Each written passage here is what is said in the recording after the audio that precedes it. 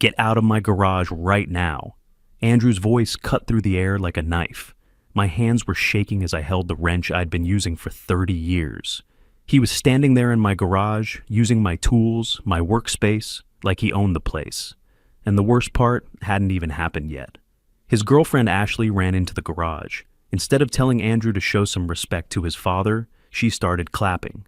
Yes, clapping like she was at some kind of show. "That's right, babe. Finally someone put him in his place," she said, with that smug smile I'd grown to hate. "My name is George Mitchell. I'm 59 years old, and for the last 3 years, I've been living a quiet hell in my own home. Let me tell you how I got to that moment of complete humiliation, and more importantly, how I made them pay for it. When Andrew brought Ashley home 3 years ago, I thought my son had finally found someone who'd make him happy. She was 29, pretty, with that kind of confidence that comes from never having to work for anything. Too much confidence, if you ask me. At our first dinner, she barely looked at me. She only talked to Andrew, constantly touching his arm, laughing way too loud at his jokes that weren't even funny. She treated me like I was furniture in my own house, but I kept quiet because I wanted my son to be happy. I'd raised him alone after his mother, Sarah, passed away from cancer 8 years ago. Those were dark times, some of the hardest in my life. Sarah was my anchor, my best friend, and losing her nearly broke me. But I had Andrew to think about, even though he was already 27 and on his own by then. Andrew had been doing well for himself, working as a software engineer in Cleveland, making around $78,000 a year. He had his own apartment, seemed to have his life together. Then the pandemic hit in 2020, and his company downsized. He got laid off along with half his department. That's when he showed up at my door with a suitcase and that awkward smile he always had when he needed something. "Dad, it's just temporary," he said, standing on my front porch like a lost kid. "Just until I get back on my feet. Maybe a few months tops." I had a 3-bedroom ranch house in a quiet suburb outside Columbus, Ohio.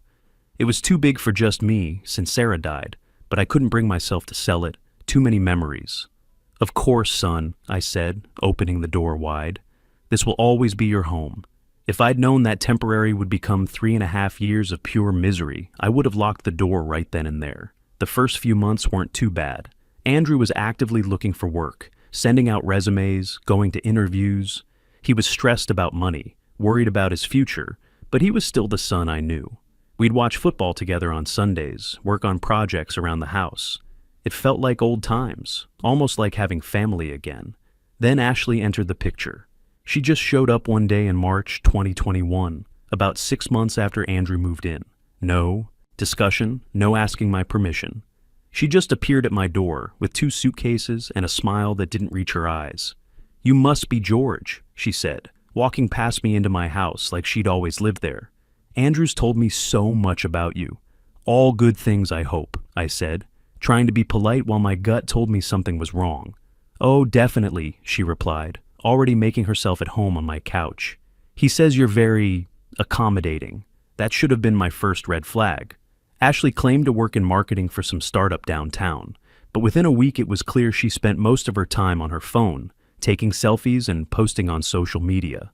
She called it building her personal brand and developing her influencer platform. What it really meant was lying around my house all day while I went to work.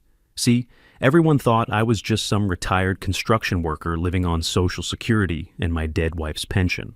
That's what I let them think. I'd spent 35 years in construction, starting as a laborer right out of high school and working my way up to foreman. It was honest work, hard work, and I was proud of it. But after Sarah died and I got that $200,000 life insurance payout, I decided to try something different. I'd always been good with my hands, good with engines. Growing up, my dad taught me how to fix anything with wheels, and I'd been tinkering with cars since I was 12. So I took that insurance money and bought a rundown auto repair shop on the edge of town. A place called Jerry's Garage that old Jerry was looking to sell so he could retire to Florida. That was 8 years ago. Today I own Mitchell's Auto Service, 4 locations around central Ohio, 2 full-service repair shops, 1 specialty restoration garage for classic cars, and a parts warehouse that supplies other shops. Last year, we brought in $1.6 million in revenue. After all expenses, payroll, and reinvestment, My personal take was $240,000. Not bad for an old construction worker, right? But I kept it quiet. I still drove my 2010 Ford F-150. Still lived in the same house. Still dressed like a regular guy who worked with his hands. I had my reasons for keeping the business secret, and they were about to become very important. At first, Ashley was just annoying. She'd make little comments about the house being dated and suggest improvements that would cost thousands. She'd complain about my cooking, saying I used too much salt or not enough spice. Small things that I could overlook because I didn't want to cause problems for Andrew. Then she quit her marketing job, just like that, 6 months after moving into my house. "I'm burned out," she announced one morning over breakfast. "The corporate world is so toxic. I need to focus on my influencer career full time." Her influencer career consisted of posting photos of herself at coffee shops and writing captions about living your best life. As far as I could tell, she had maybe 500 followers, half of whom were probably fake accounts. But Andrew supported her decision completely. "Dad, Ashley's got real talent. He'd tell me when I questioned whether quitting a paying job was smart. She just needs time to build her audience. This could really take off." Meanwhile, I was paying for everything. Groceries, utilities, cable, internet. Ashley ate my food, used my electricity to charge her ring lights for her photo shoots, and never once offered to contribute a dime. When I suggested maybe she could help with expenses, Andrew would get defensive. "She's working, Dad. Building a business isn't easy. You wouldn't understand." Wouldn't understand?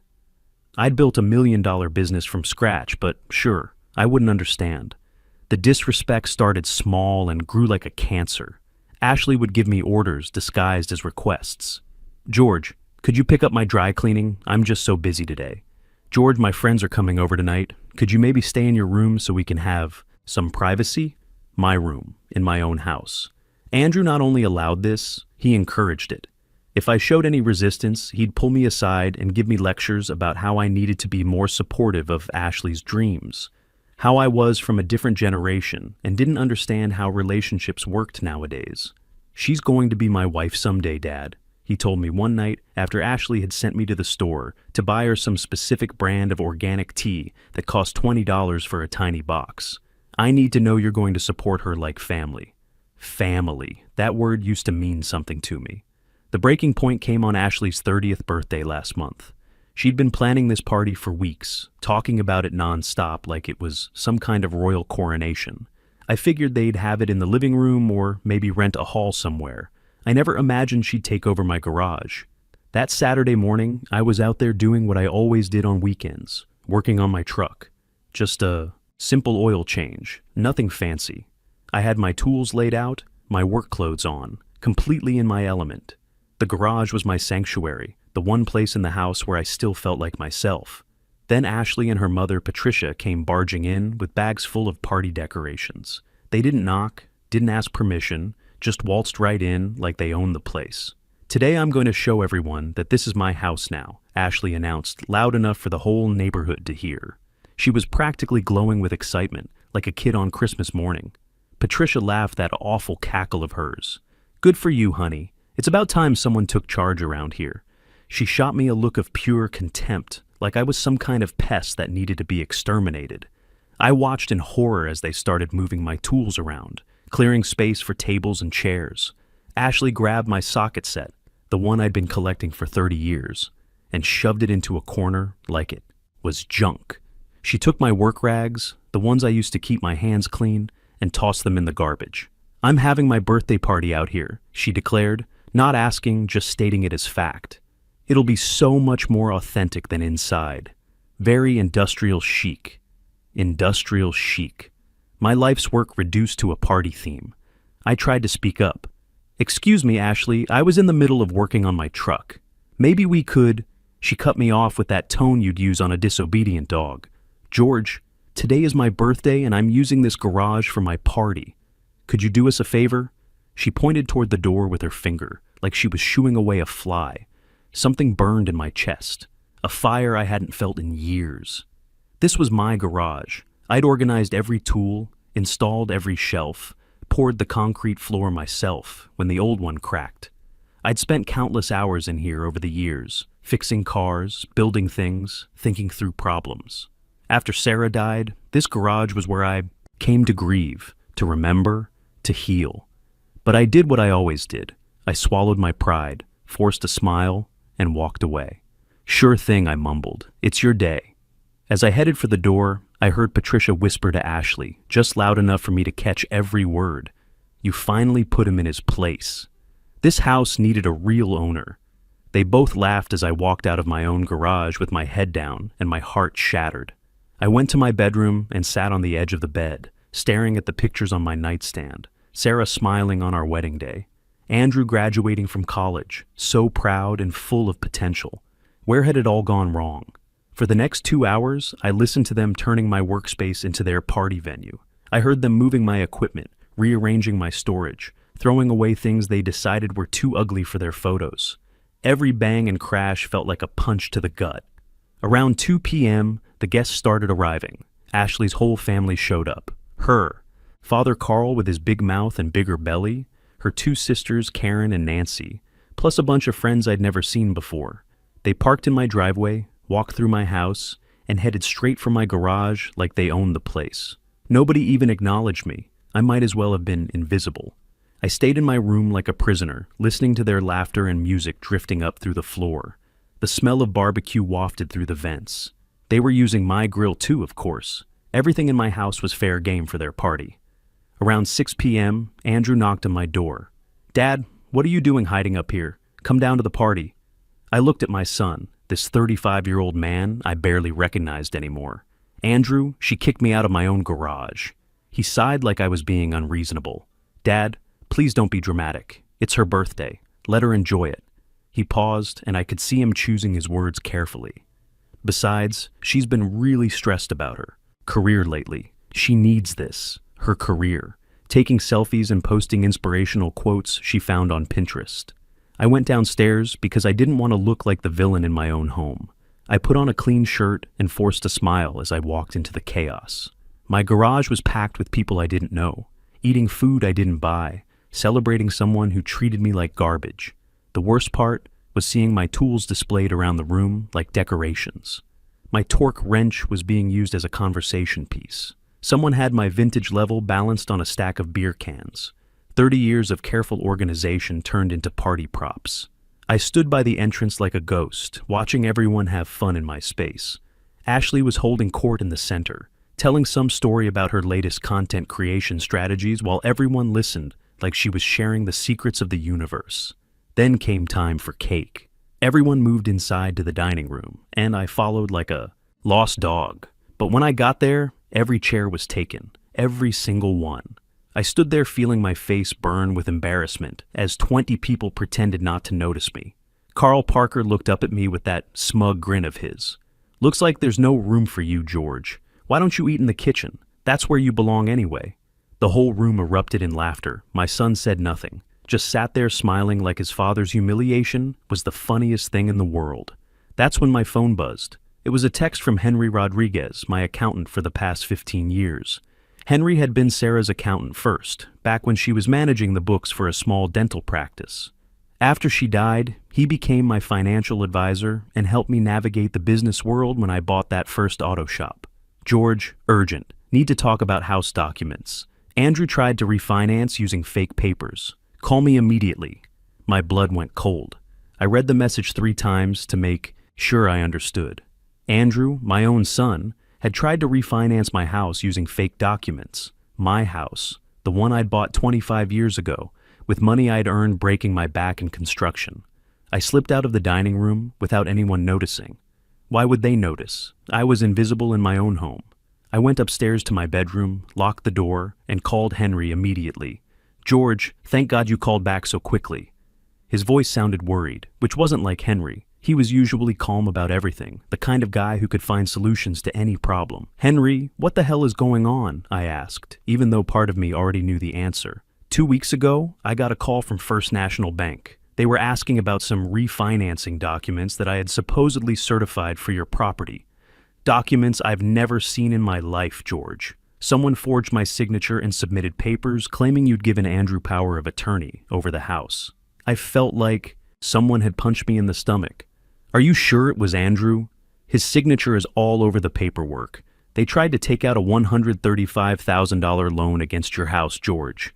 Thank God the bank got suspicious when the amounts didn't match their records and called me to verify. I stopped everything immediately and opened an investigation. $135,000. That was about a third of my house's value. My son had tried to steal a third of my property without my knowledge, using fake documents. It was fraud, plain and simple. There's more, Henry continued, and his tone got even more serious. I did some digging after this came to light. Andrew and Ashley are drowning in debt, George. Credit cards, personal loans, and get this. He lost over $60,000 day trading cryptocurrency last year. They owe about $180,000 total.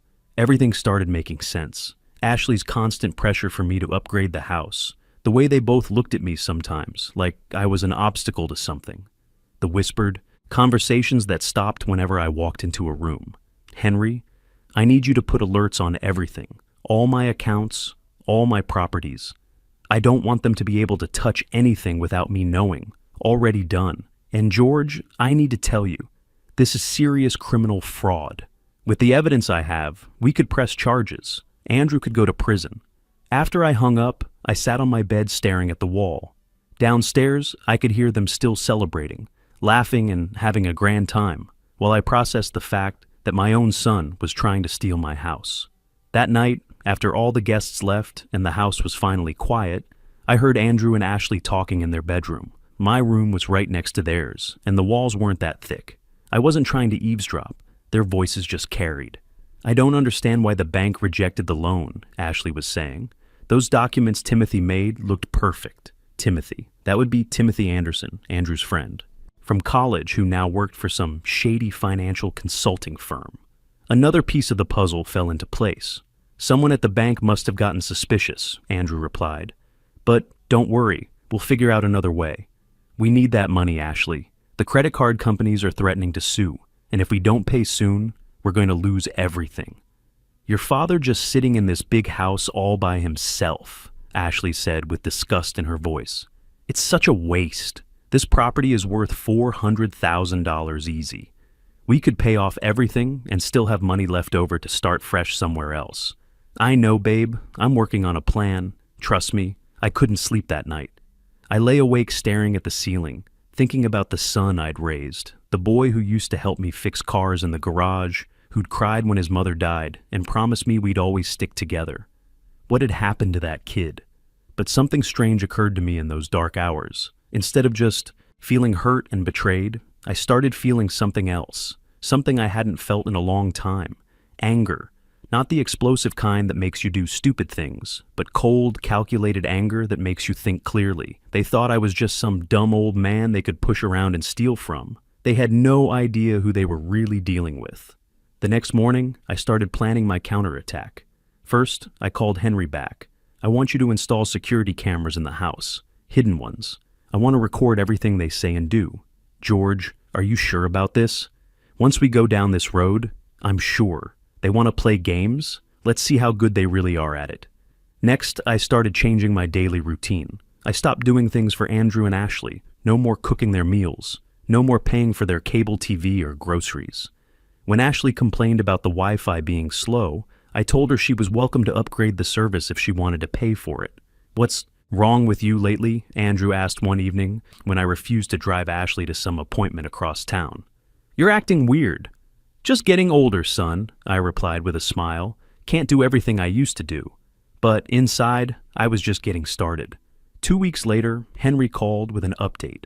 They're trying again, George. Different notary this time, in Kentucky. But my contact at the courthouse tipped me off. Let them try, I said.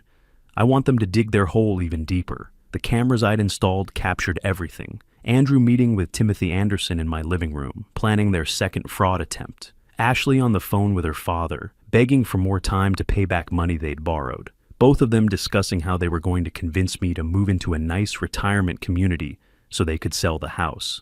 The evidence was piling up, and I was ready to use it. Ashley's family was planning a big dinner the following Saturday. Ashley had been bragging to everyone about some major announcement she was going to make. I had a pretty good idea what that announcement was going to be. Henry, I said, I need you at that dinner. Bring everything. Saturday came, and I got dressed in my best suit, not the work clothes they were used to seeing me in. When Andrew and Ashley saw me, they both looked confused. "Why are you so dressed up, Dad?" Andrew asked. "Thought I should look nice for Ashley's big announcement," I replied. The drive to Carl Parker's house was tense. Ashley kept checking her appearance in the mirror, probably rehearsing her victory speech. When we arrived, the whole family was there. Carl, Patricia, Ashley's sisters, Karen and Nancy, plus some family friends. Nobody really talked to me when I walked in. I was still invisible to them, which was perfect for what I had planned. Dinner started with the usual small talk. Carl bragging about his used car lot, Ashley's sisters gossiping about their neighbors. Then, after the main course, Carl stood up and tapped his wine glass. "Family and friends, I want to make an important announcement," he said with a huge grin. "As you all know, Ashley and Andrew have been working hard to improve their financial situation, and I'm proud to say they've finally found the perfect solution." He looked directly at me with triumph in his eyes. Andrew has decided to take over his father's house. It's a very mature decision that will help them pay off their debts and start the life they deserve. Applause erupted around the table. The whole family clapped like it was the most wonderful news they'd ever heard. Andrew stood up, taking Ashley's hand like they'd just gotten engaged. "Thank you all for your support," he said, "and I especially want to thank my dad for being so understanding about this transition."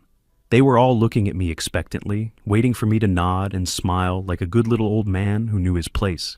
Instead, I slowly stood up. "There's something you all need to know," I said, my voice clear and firm. "That house isn't for sale. It can't be sold. Because that house doesn't belong to Andrew. It belongs to me. It's in my name, and it's always been in my name." Confused murmurs swept around the table. Carl frowned. "Well, yes, technically it's in your name. But Andrew is your son. It's practically the same thing." "No, Carl, it's not the same thing at all. And there's something else none of you know." I pulled out my phone and called Henry. "You can come in now." The front door opened and Henry walked into the dining room, carrying his leather briefcase. Everyone looked confused and nervous. "This is Henry Rodriguez, my accountant and lawyer," I announced. Henry opened his briefcase and started laying out documents on the table. Property deeds, financial statements, business licenses, photographs of my auto shops. "For the last 8 years," I continued, "while you've all been treating me like some washed-up old construction worker, I've been building something significant." I pointed to the documents spread across the table. "These are the property deeds for 4 auto repair shops. Mitchell's Auto Service. Maybe you've heard of them. There's one on Route 33, another on High Street, plus my restoration shop and parts warehouse." I saw Ashley's sister Karen gasp. She'd probably driven past my shops 100 times. All mine. I own every one of them. Last year, my shops brought in $1.6 million in revenue. After expenses and reinvestment, my personal income was $240,000. The silence was absolutely deafening. You could have heard a pin drop in that dining room. I also own the building where my main shop operates, plus 2 rental properties in town. My investment accounts total about $600,000. I looked at Henry. "What's my total net worth, Henry?" "Approximately $2.5 million, Mr. Mitchell." Ashley's fork clattered to her plate.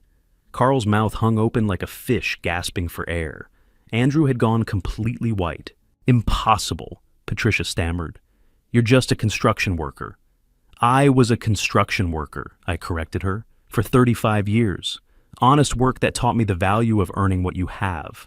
But I was never just anything. The problem is, none of you ever bothered to really know me." I took out my phone and played one of the recorded conversations. Andrew and Ashley's voices filled the room, planning to steal my house, discussing how I was too old and stupid to stop them, laughing about putting me in a nursing home. "I have hours of recordings like this," I said calmly. "Every conversation, every plan, every lie.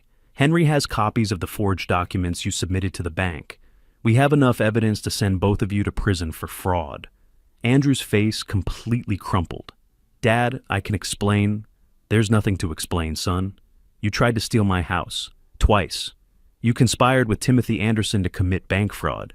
You planned to put me in a nursing home so you could sell my property and pay your gambling debts."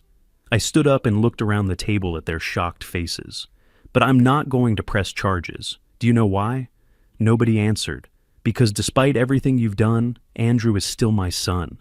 And maybe, just maybe, this will teach you both something about respect and consequences.